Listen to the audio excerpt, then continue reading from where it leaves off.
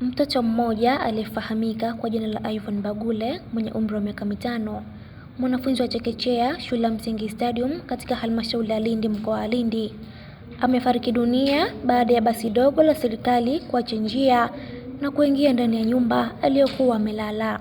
Ajali hiyo ilitokea majira ya saa 12:30 asubuhi wakati gari lenye namba za usajili STL 711 aina ya Yutong, basi dogo lililokuwa likitoka ofisi ya mkuu wa mkoa wa Lindi kuelekea kuwachukua watumishi wa serikali kutoka maeneo mbalimbali kwa ajili ya kuwapeleka kazini. Kwa mujibu wa mashuhuda, mama wa mtoto huyo alikuwa tayari ametoka nje ya nyumba huku Ivan akiwa bado amelala.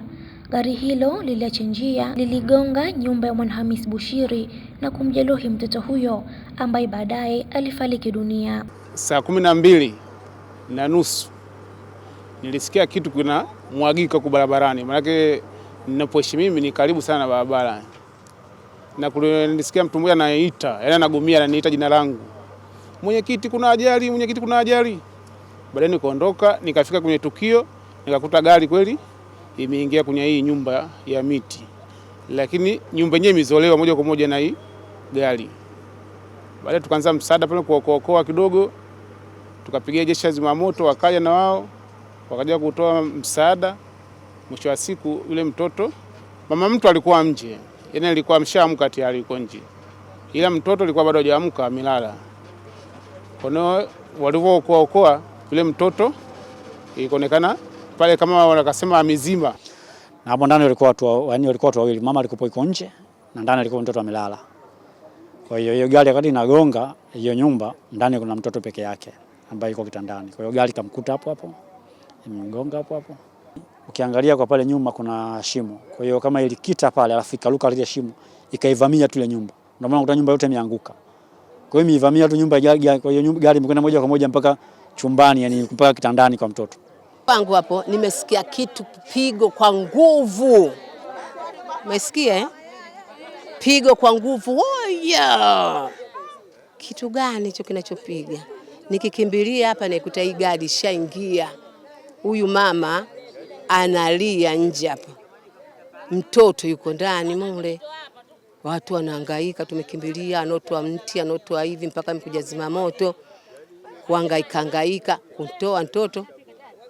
Wamepeleka Sokoine ndani Mitwelo. Walikuwa wanakaa watu 3, lakini huyu mhasa wamelala leo, kuamkia leo wamelala wawili. Huyu mama na mtoto wake.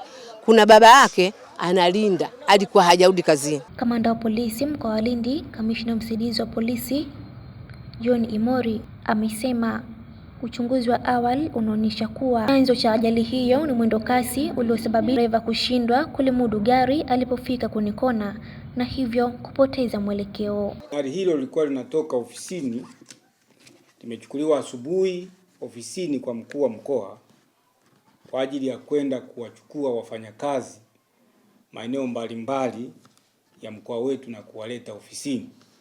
Sasa gari hilo lilipofika maeneo hayo, kuna mteremko mkali lakini pia kuna kona kali. Kwa hiyo dereva akashindwa kulimudu gari na likaacha njia, likaenda kugonga nyumba ambayo imejengwa kwa miti lakini pia imeezekwa kwa bati. Na baada ya kugonga nyumba hiyo kukasababishwa kifo kwa mtoto mmoja wa kike ambaye anaitwa Ivan Bagule, na yeye ana miaka 5 lakini pia ni mwanafunzi wa shule ya awali kwa maana chekechea. Dereva wa gari hilo amejeruhiwa na mpaka sasa tunavyoongea yupo katika hospitali ya Sokoine kwa ajili ya matibabu. Lakini mwili wa marehemu mtoto wetu mpendwa uko pale Sokoine kwa ajili pia ya hatua za kitabibu na mambo mengine ya kiuchunguzi kwa ajili ya hatua za kisheria zitakazofuata baadaye. Chanzo cha ajali kama nilivyokwisha sema ni mwendo kasi.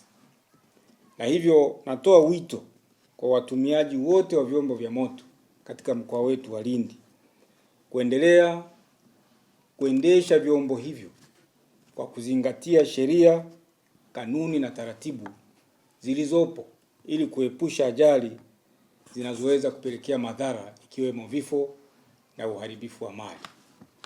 Na wale watakaokiuka, narudia, wale watakaoendelea kukiuka sheria za usalama barabarani tutawachukulia hatua kali sana. Na hata huyu dereva tukibaini alifanya makusudi au amekengeuka kimakusudi, tutachukua hatua kali sana, ikiwemo ni kuwafikisha mahakamani. Nikiripoti kutoka Lindi, mimi ni Fatima Halfan na hii ni Chivihi Media.